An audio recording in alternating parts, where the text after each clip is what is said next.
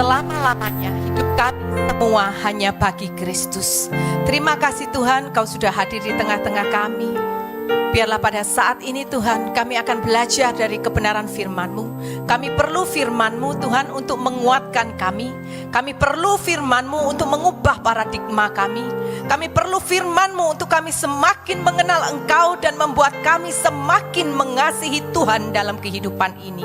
Berbicaralah bagi setiap kami Tuhan. Dan kami percaya ketika kebenaran firman-Mu disampaikan, kuasa Roh Kudus bekerja di tengah-tengah kami, melawat setiap kami, mengurapi setiap kami, baik hamba-Mu yang tidak ada apa-apanya dan juga setiap jemaat yang Tuhan kasih di tempat ini. Tidak ada satupun yang terlewatkan daripada jamahan Tuhan. Terima kasih Tuhan, berbicaralah bagi setiap kami. Kami siap untuk mendengarkannya di dalam dan demi nama Tuhan Yesus. Haleluya, amin. Shalom semuanya, silakan duduk. Puji nama Tuhan. Hari ini kita akan belajar ya saudara. Tapi saya mau tanya terlebih dahulu, siapa yang suka mujizat? Boleh angkat tangan? Siapa yang mau mujizat? Semua ya. Di sini jemaat baik-baik ya. Ada temennya enggak angkat tangan tapi dia mewakili semua gitu ya. Supaya enggak ada satupun yang terlewatkan dari catatan malaikat di surga. Amin. Setiap kita suka mujizat, kita mau mujizat. Amin.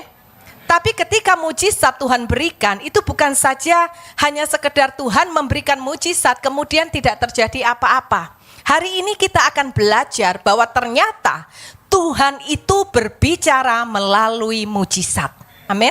Ya, jangan hanya kita sekedar mengejar mujizat, tapi kita perlu tahu apa sih yang sedang Tuhan sampaikan, pesan apa yang Tuhan sampaikan melalui mujizat ya. Yuk sama-sama kita buka dalam Matius 14.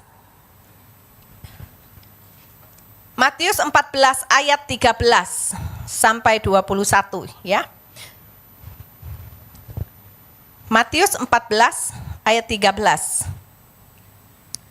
Yesus memberi makan 5.000 orang. Setelah Yesus mendengar berita itu, menyingkirlah ia dari situ dan hendak mengasingkan diri dengan perahu ke tempat yang sunyi. Tetapi orang banyak mendengarnya dan mengikuti dia dengan mengambil jalan darat dari kota-kota mereka. Saudara, di sini diceritakan bahwa setelah Yesus mendengar kematian Yohanes Pembaptis, ya kalau kita lihat perikop sebelumnya di sana ditulis Yohanes Pembaptis dibunuh. Jadi setelah mendengar kematian Yohanes Pembaptis, Yesus menyendiri untuk berkabung dan berdoa. Dari sini kita belajar bahwa apa? Ketika Yesus mengalami kesedihan, dia tidak menggerutu, dia tidak protes. Karena apa? Yesus pun tahu mengikut Tuhan itu tidak lepas daripada penderitaan. Siapa yang di sini belum tahu? Kalau ikut Yesus itu bukan cuma enak-enak aja. Ikut Yesus itu bukan cuma mujizat. Amin. Sekalipun kita suka yang namanya mujizat. Tidak ada yang suka penderitaan. Ada yang suka penderitaan? Tidak ada. Bertobat ya. Karena firman Tuhan mengatakan mengikut Yesus itu tidak lepas daripada penderitaan. Dan ketika Yesus mengalami kesedihan, apa yang Yesus lakukan? Dia memilih untuk datang kepada Bapa. Dia menyendiri untuk datang kepada Bapa. Karena apa? Yesus tahu bahwa Bapalah sumber kekuatan dan penghiburan bagi dia. Dan di situ kita bisa melihat bahwa apa? Yesus pun juga mengasihi Bapa, ya. Yang kedua, Yesus menyendiri itu karena pada waktu itu Raja Herodes berpikir bahwa Yesus itu adalah Yohanes Pembaptis yang bangkit ya. Jadi kemudian Herodes ini sangat membenci Yesus. Dan ketika Yesus tahu hal itu, Yesus ini memilih untuk menghindari Herodes. Bukan karena dia takut, tetapi Yesus tahu bahwa pada waktu itu belum waktunya itu tiba untuk Yesus. Sehingga apa? Dia memilih untuk mengundurkan diri. Dengan kerendahan hati Yesus ini menyingkir. Yesus tidak melawan Herodes dengan arogan. Coba kalau saudara dengan saya, kita punya kuasa, apakah kita mau menghindar? Enggak. ya. Apalagi kalau musuh kita jauh di bawah kita. Wah, kita berkata apa? Ayo sini, kamu ndak datang ke aku yang datang sama kamu, gitu kan ya? Iya, bertobat ya, kita sama-sama bertobat ya Pak ya. Puji Tuhan ya. Tapi Yesus enggak. Dia enggak berkata, emang gua takut sama lu? Enggak. Tapi Yesus memilih menghindar karena apa? Dia tahu waktunya belum tiba. Yesus taat menunggu waktunya tiba, saudara. Karena apa? Dia mengasihi Bapa. Dia tidak mau mendahului Bapa. Di dalam Yohanes 14 ayat 31 jelas dikatakan bahwa Yesus itu mengasihi Bapa. Dikatakan ya, Yohanes 14 ayat 31. Tetapi supaya semua dunia tahu bahwa apa? Aku mengasihi Bapa dan bahwa aku melakukan segala sesuatu seperti yang diperintahkan Bapa kepadaku, saudara. Apapun yang Yesus lakukan, dia lakukan karena dia mengasihi Bapa. Ketika dia sedih, dia menyendiri, dia berdoa. Karena apa? Dia tahu Bapa sumber kekuatan dan juga kenapa dia mengasihi Bapa. Sehingga apa? Dia tidak ngomel, dia tidak menggerutu, tapi apa? Dia datang kepada Bapa. Ketika ada musuh di depan dan Yesus tahu itu belum waktunya, dia memilih menyingkir, dia memilih untuk taat. Kenapa? Karena dia mengasihi Bapa. Jadi di sini kita bisa belajar bahwa segala sesuatu yang Yesus lakukan, semuanya itu berdasarkan kasih. Tidak ada satupun yang Tuhan lakukan di luar kasih. Amin, saudara. Nah, ini memberikan pemikiran buat kita, koreksi buat saudara dengan saya. Bagaimana dengan kita? Apakah segala sesuatu yang kita lakukan hari ini berdasarkan kasih kita kepada Tuhan? Mengapa saudara hari ini datang ibadah? Bagaimana engkau memperlakukan pasanganmu? Apakah ibu-ibu memperlakukan suami dengan baik kalau di awal bulan supaya apa? Money lay gitu ya. Suami pun juga begitu, baik-baik sama istri kalau ada maunya. Bagaimana kita sebagai orang tua dengan anak? Apakah kita benar-benar mengasihi anak kita? Apakah dengan kasih itu kita rela mengorbankan semuanya buat anak kita? Bagaimana kita sebagai anak? Apakah kita hari ini benar-benar mengasihi orang tua kita seperti kita mengasihi Tuhan? Saudara, segala sesuatu yang Tuhan lakukan, semuanya Dia lakukan berdasarkan kasih dan di dalam kasih. Bukankah kita orang Kristen adalah orang yang meneladani Kristus? Amin, saudara. Ya, kita lanjut. Tetapi rupanya apa yang direncanakan Yesus tadi ketika dia mau menyendiri itu tidak bisa terlaksana. Karena apa? Dikatakan begitu banyak orang yang mengikuti dia.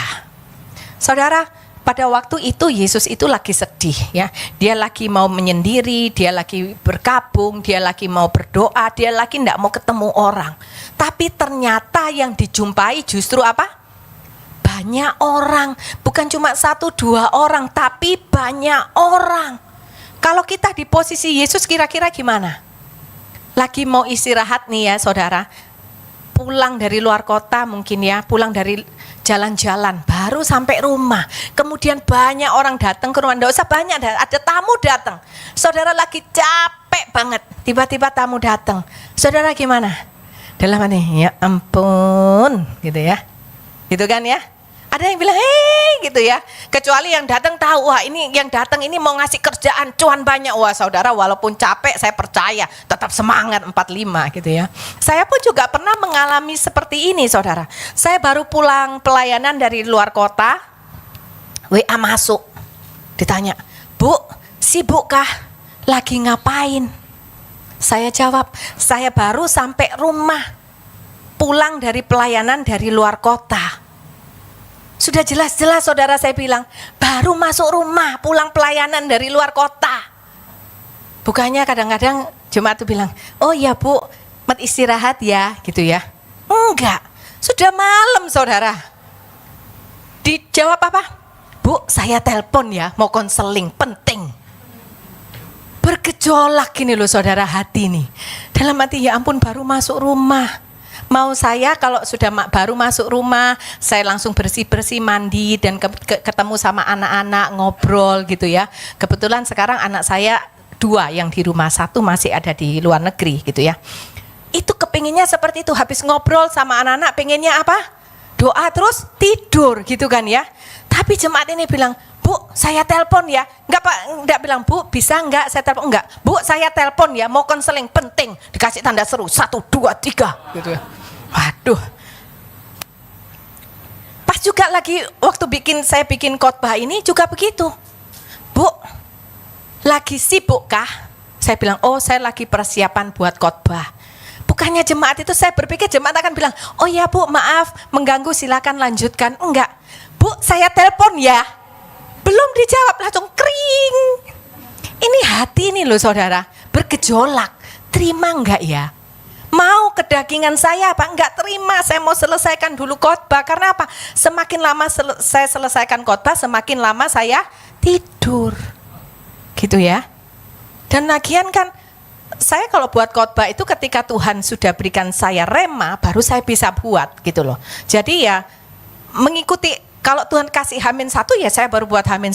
Kalau Tuhan sudah kasih 1 minggu sebelumnya, saya berkata, terima kasih Tuhan, puji Tuhan, haleluya. Jadi tidak mepet-mepet. Tapi kadang-kadang Tuhan mepet-mepet gitu kan ya. Tapi di situ bukan karena Tuhan jahat, tetapi Tuhan mengajarkan kita untuk apa? Bersandar mengandalkan Tuhan sepenuhnya. Amin saudara. Nah hati ini bergejolak. Tapi ketika saya membaca firman Tuhan ini, Roh Kudus berkata gini, ayo bisa ngajar, tidak bisa praktek ya. Langsung saya angkat teleponnya, shalom gitu ya.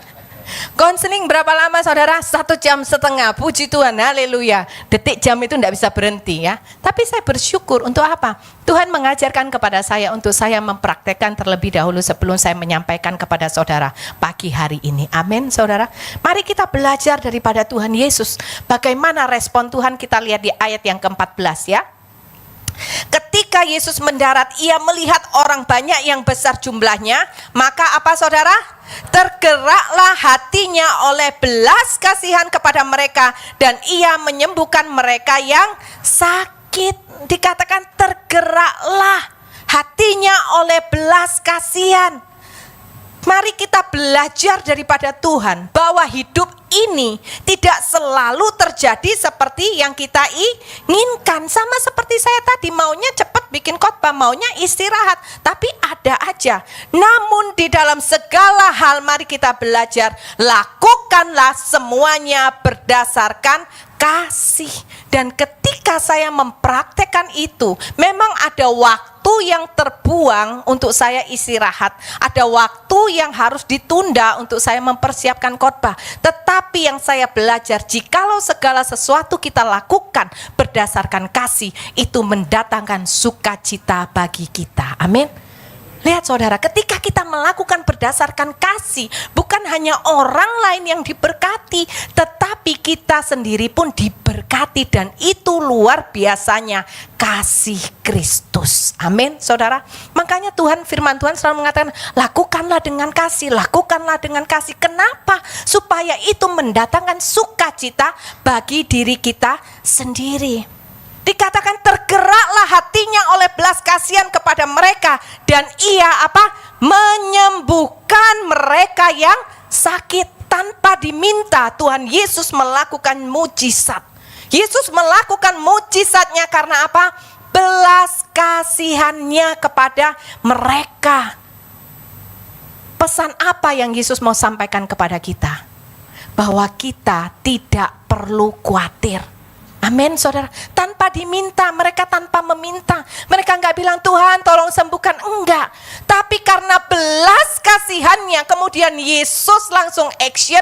Yesus menyembuhkan mereka yang sedang sakit tanpa diminta. Di sini Tuhan berkata apa? Ketika dia melakukan mujizat, dia memberikan pesan buat saudara dengan saya, bahwa kita tidak perlu khawatir di dalam kehidupan kita mengikut Tuhan. Engkau tidak perlu minta, tapi kalau Tuhan tahu engkau memerlukan, engkau membutuhkan, maka dia akan memberikannya kepada saudara dengan saya. Amin saudara. Mujizat berkata Bapak, tidak perlu khawatir mengikut Tuhan. Sekalipun kita sedang ada di lembah kekelaman, Tuhan tidak akan membiarkan kita di situasi di mana apa? Kita tidak sanggup menjalaninya. Karena apa?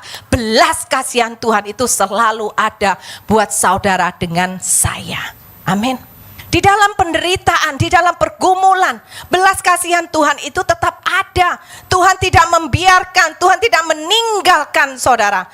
Tetapi Tuhan selalu ada bagi kita untuk apa? Memberikan kita kekuatan, memberikan kita kemampuan, memberikan kita damai sejahtera. Sehingga kita dapat menghadapi pergumulan itu dengan tidak melepaskan iman kita kepada Tuhan. Dan itulah yang namanya pertolongan Tuhan. Pertolongan Tuhan tidak selalu masalah selesai.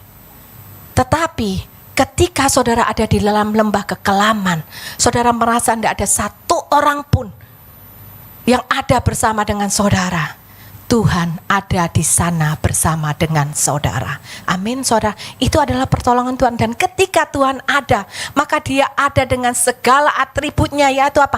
Ada kasihnya, ada kekuatan, ada perlindungan, ada kemampuan, ada damai sejahtera, ada sukacita. Sehingga kita semua mampu bertahan menghadapi apapun itu dengan kita berkata, aku berjalan bersama dengan Tuhan dan aku tidak akan melepaskan imanku sampai akhir hidupku. Amin saudara ya. Dikatakan di dalam Ratapan 3 ayat 22 sampai 23.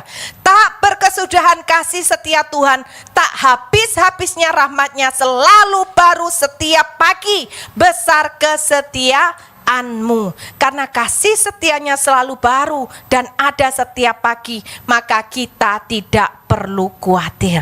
Tanpa diminta, Tuhan melakukan mujizat karena belas kasihannya. Amin.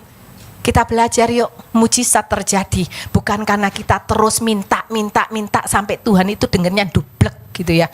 Kalau orang Jawa, orang Surabaya ngomongnya apa? Sampai dublek kupingku. Orang Jakarta enggak ngerti dublek ya. Enggak, kasihan deh lu.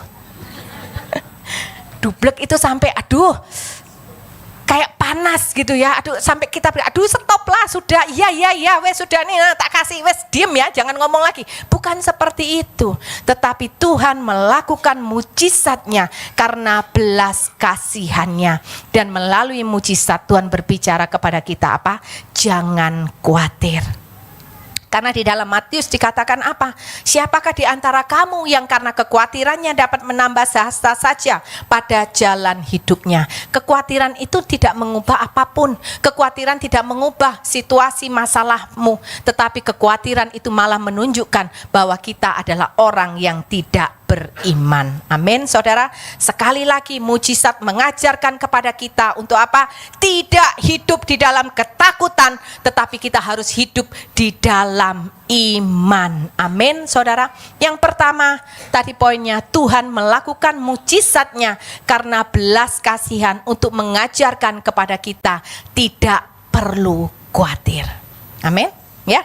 Yang kedua, yuk kita lanjut ayat 15 sampai 16. Menjelang malam murid-muridnya datang kepadanya dan berkata, tempat ini sunyi dan hari sudah mulai malam. Suruhlah orang banyak itu pergi supaya mereka dapat membeli makanan di desa-desa. Tetapi Yesus berkata kepada mereka, tidak perlu mereka pergi. Kamu harus memberi mereka makan. Murid-muridnya ini menyuruh Tuhan untuk mengusir banyak orang itu pergi. Tetapi Tuhan berkata apa? Tidak perlu mereka pergi. Kamu yang harus memberi mereka makan. Tuhan berkata apa? Tuhan itu tidak usah didikte. Tuhan itu tidak bisa didikte. Kita tidak perlu ngajarin Tuhan. Karena apa? Dia tahu apa yang harus dia lakukan. Karena dia adalah Tuhan yang berdaulat. Amin saudara. Mujizat Tuhan lakukan. Mujizat terjadi untuk menunjukkan bahwa dia adalah Tuhan yang benar. Dan dia adalah Tuhan yang berdaulat. Amin saudara ya. Dia adalah Tuhan yang berdaulat. Oleh karena itu ketika hari ini saudara mengalami kehidupan, mungkin saudara punya situasi yang saudara tidak bisa kendalikan. Entah itu anakmu, entah itu perekonomianmu, atau apapun, ada hal yang tidak bisa saudara kendalikan. Saudara bisa tetap tenang di dalam iman. Karena apa? Tuhan yang kita sembah adalah Tuhan yang berdaulat. Hidupmu tidak ditentukan apa yang terjadi dengan situasi hari ini. Hidupmu tidak ditentukan oleh apa kata orang. Hidupmu tidak ditentukan oleh apa yang ada sekarang ada padamu. Tetapi hidupmu ditentukan oleh apa kata Tuhan. Karena Dia adalah Tuhan yang berdaulat. Ya, ayat 17 kita lanjut. Jawab mereka, apa? Yang ada pada kami di sini hanya 5 roti dan 2 ikan. Yesus berkata, bawalah kemari kepadaku. Lalu disuruhnya orang banyak itu duduk di rumput. Dan setelah diambilnya 5 roti dan 2 ikan itu, Yesus menengadah ke langit dan mengucap berkat. Lalu memecah-mecahkan roti itu dan memberikannya kepada murid-muridnya. Lalu murid-muridnya membagi-bagikannya kepada orang banyak. Dan mereka semuanya makan sampai kenyang. Kemudian orang mengumpulkan potongan-potongan roti yang sisa 12 bakul penuh. Yang ikut makan kira-kira 5.000 laki-laki, tidak termasuk perempuan dan anak-anak. Saudara lihat, yang ada pada mereka hanya 5 roti dan 2 ikan. Sangat minim jumlahnya dibandingkan dengan kebutuhan. Namun di sini kita lihat bahwa tidak ada yang mustahil bagi Dia. Tuhan Yesus melakukan mujizat di tengah keterbatasan. Dan yang makan itu 5.000 laki-laki, tidak termasuk perempuan dan anak-anak. Dan masih tersedia berapa? 12 bakul. Di sini Tuhan menunjukkan bahwa mujizat terjadi karena kuasa Tuhan, bukan karena apa yang ada pada kita. Mujizat terjadi karena pure, murni kuasa Tuhan sendiri, tanpa bantuan manusia sedikit pun. Semuanya murni karena kuasa Tuhan. Oleh karena itu, ketika kita ada di dalam masalah, jangan putus asa, saudara. Karena apa? Hidupmu tidak ditentukan oleh apa yang ada di depanmu, tetapi hidupmu ada di dalam genggaman Tuhan yang maha kuasa. Amin. Poin yang kedua, mujizat terjadi untuk menunjukkan kedaulatan dan kuasa Tuhan. Oleh karena itu, seperti yang tadi saya bilang, jikalau ada di dalam hidup ini ada hal-hal yang tidak bisa kita kendalikan, janganlah takut. Memang hidup itu seperti itu. Tetapi kabar baiknya bahwa apa? Ketika kita tidak bisa pegang kendali, Tuhan tetap pegang kendali. Amin, saudara. Oleh karena itu, mari kita perlu datang kepada Tuhan dan berikan hidup kita untuk apa? Kita hidup di dalam kedaulatan dan kuasanya yang luar biasa. Amin, saudara. Mengakui kedaulatan Tuhan penuh atas kehidupan kita. Dengan apa? Melepaskan keinginan kita untuk mengatur segalanya. Dan kita tidak mau lagi mengatur Tuhan melalui doa. Kalau orang menyerahkan hidupnya sepenuhnya kepada kendali dan kedaulatan Tuhan di dalam kuasa Tuhan, maka kita itu tidak akan lagi untuk apa? Tuhan, aku mau ini ya, Tuhan, aku mau itu ya. Enggak, saudara. Tetapi apa? Tuhan, lakukanlah apa yang harus engkau lakukan di dalam kehidupanku. Karena aku percaya engkau adalah Tuhan yang berdaulat, engkau Tuhan yang berkuasa, dan engkau Tuhan dengan kasih yang sempurna bagi hidupku. Amin, saudara. Saya pun juga belajar, saudara, untuk apa? Untuk berserah kepada kehendaknya yang sempurna.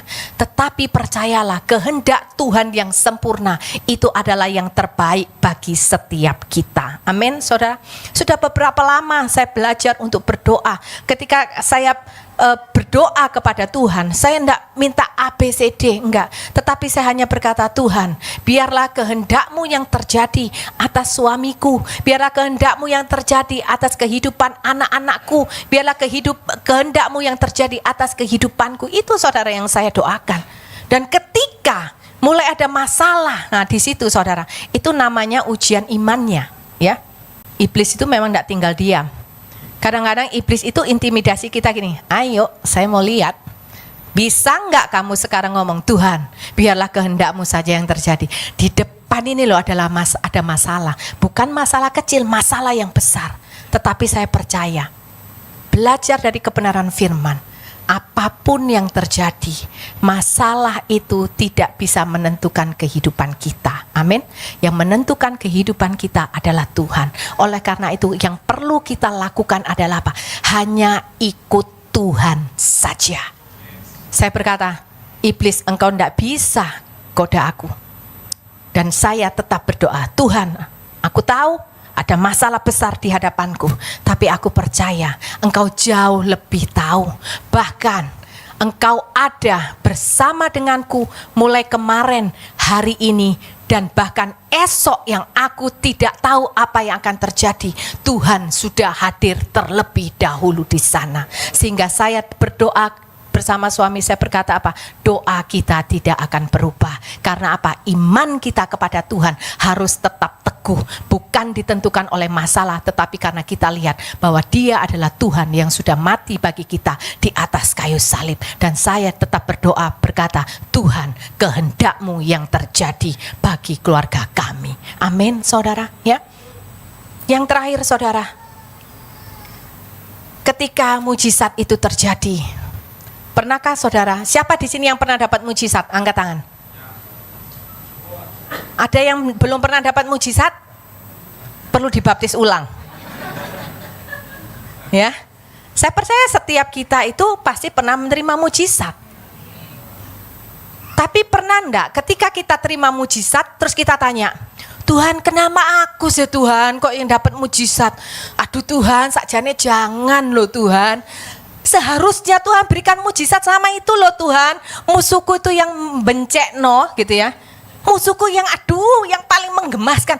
Seharusnya Tuhan kasih mujizatnya sama dia, bukan sama aku Tuhan. Gitu ya. Pernah enggak? Enggak pernah ya toh. Enggak pernah.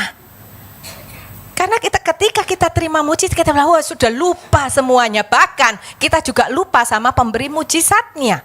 Saya pun juga pernah melakukan hal itu, saudara. Ketika Tuhan memberikan mujizat, waduh happy-nya luar biasa. Sampai membuat saya melupakan kepada pemberi mujizat.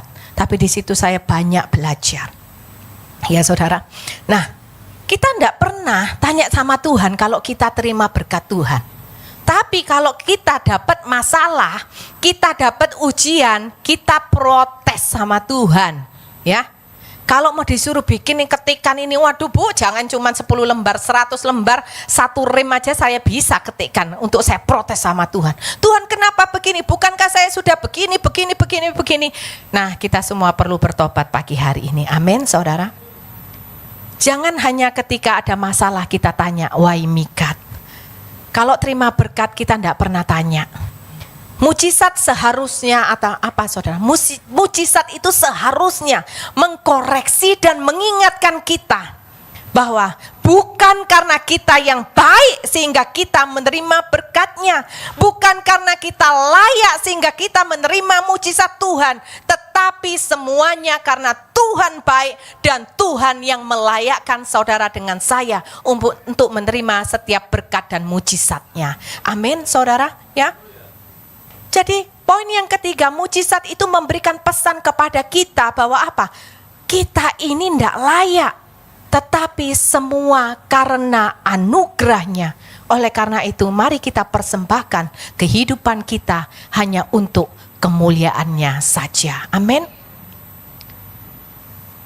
Kenapa kok kita harus tahu ini saudara? Kenapa kok kita harus tahu bahwa ketika mujizat itu terjadi, menyadarkan kepada kita tidak layak, semua karena anugerahnya, supaya kita mengisi kehidupan kita dengan sesuatu yang berkualitas.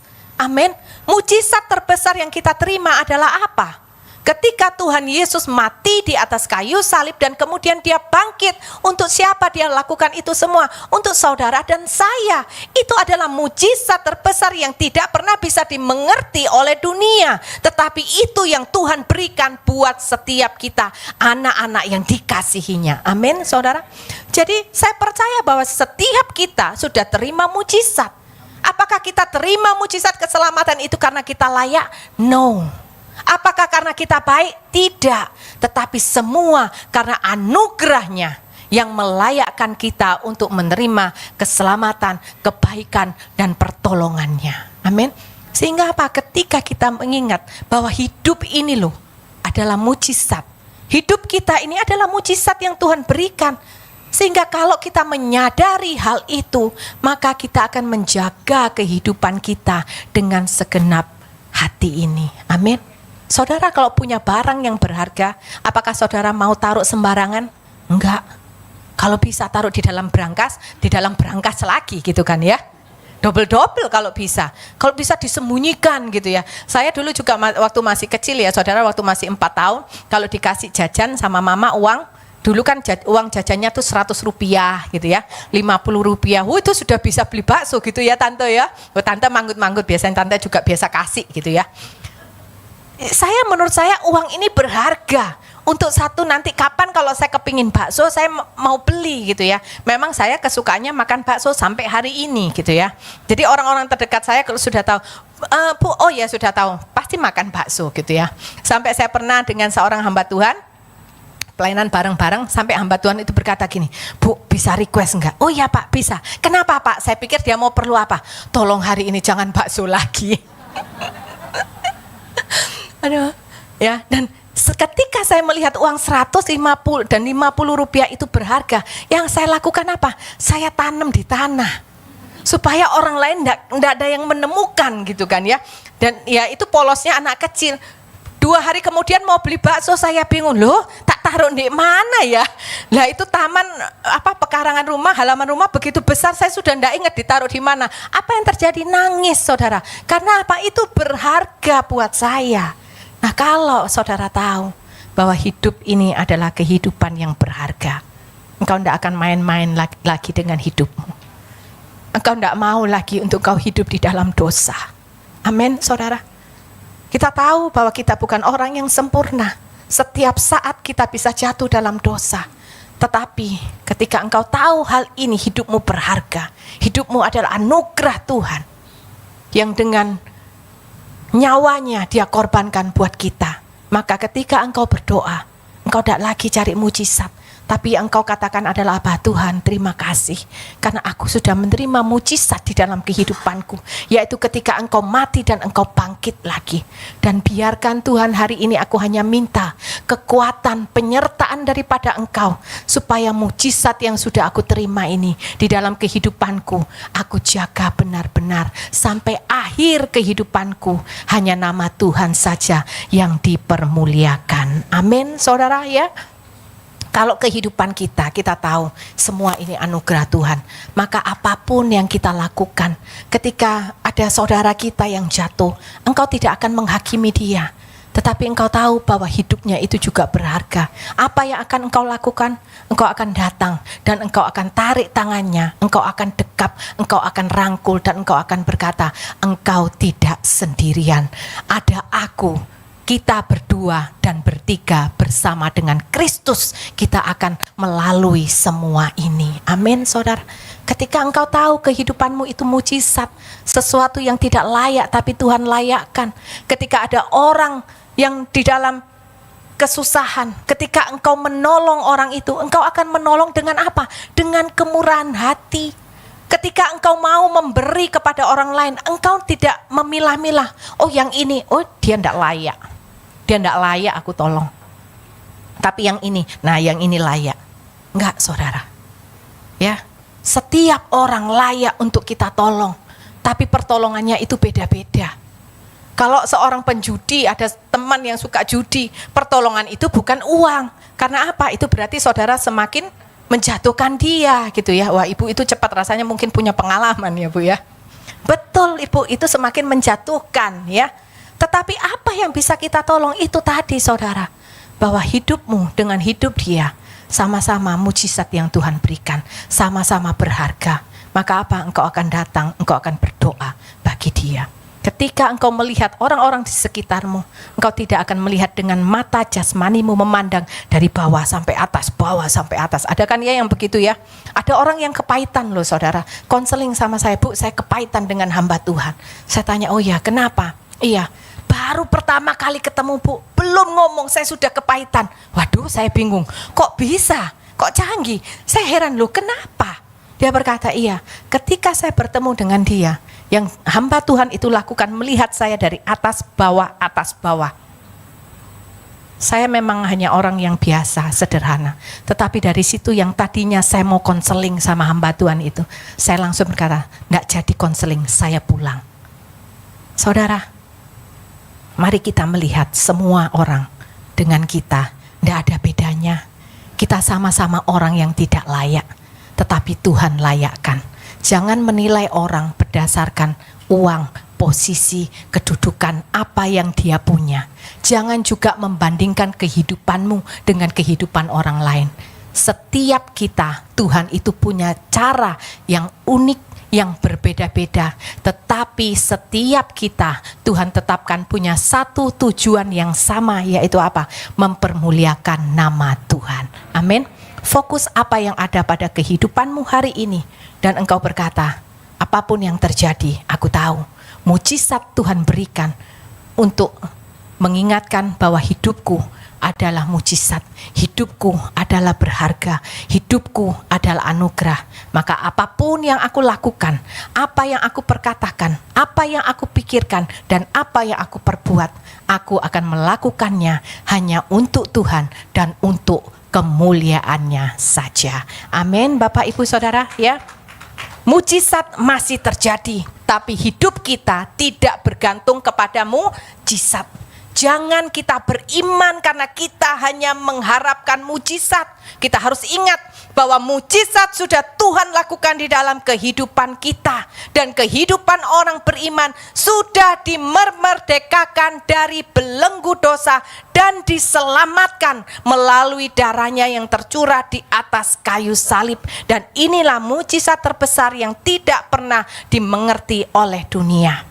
Yesus masih melakukan mujizat sampai hari ini.